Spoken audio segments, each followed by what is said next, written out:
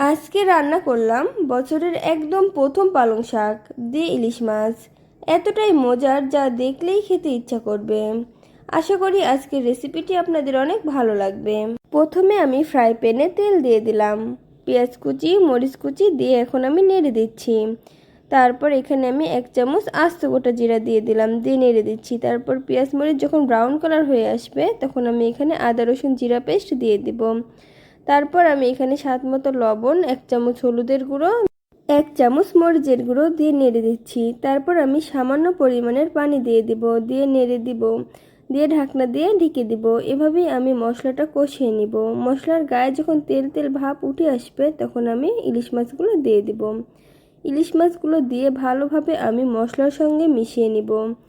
এই তো আমি মশলার সঙ্গে মিশিয়ে নিচ্ছি, মিশানো হয়ে গেছে। তারপর আমি ঢাকনা দিয়ে ঢেকে দিব। এভাবে আমি কিছুক্ষণ মাছগুলো কষিয়ে নিব। মাছগুলো খুব আলতোভাবে উল্টিয়ে পাল্টিয়ে দিতে হবে, না হলে কিন্তু ভেঙে যাবে। মাছগুলো সিদ্ধ হবার জন্য আমি সামান্য পরিমাণের পানি দিয়ে দিব, দিয়ে নেড়ে দিব। এভাবে আমি আরও 5 মিনিটের মতো রান্না করে নিব। 5 মিনিট পর ফিরে আসলাম। এই তো আমার মাছ কষানো একদম হয়ে গেছে। দেখুন দেখতে কতটা লোভনীয় লাগতেছে। এখন আমি তুলে নেব একটি প্লেটে। শুধু মাছগুলো তুলে নিব আর মশলাগুলো রেখে দিব।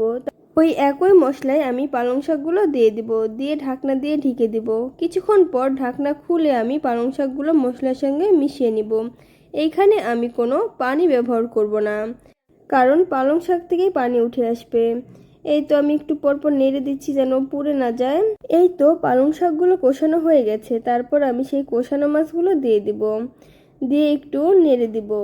খুব আলতোভাবে নেড়ে দিব, না হলে কিন্তু মাছগুলো ভেঙে যাবে। তারপর আমি এখানে পরিমাণ মতো পানি দিয়ে দিব। পরিমাণ মতো পানি দিয়ে হালকা করে নেড়ে আমি এখন ঢাকনা দিয়ে ঢেকে দিব। এভাবেই আমি আরও কিছুক্ষণ রান্না করে নিব। মায়ের হাতের রান্নার স্বাদ মনে করিয়ে দিল এই পালং শাক দিয়ে ইলিশ মাছ। মা যখন রান্না করতেন পুরো বাড়ি ভরে যেত ঘ্রাণে। খেতে কিন্তু দারুণ মজার ছিল। এই তো এখন আমি পরিবেশন করে নিব একটি প্লেটে।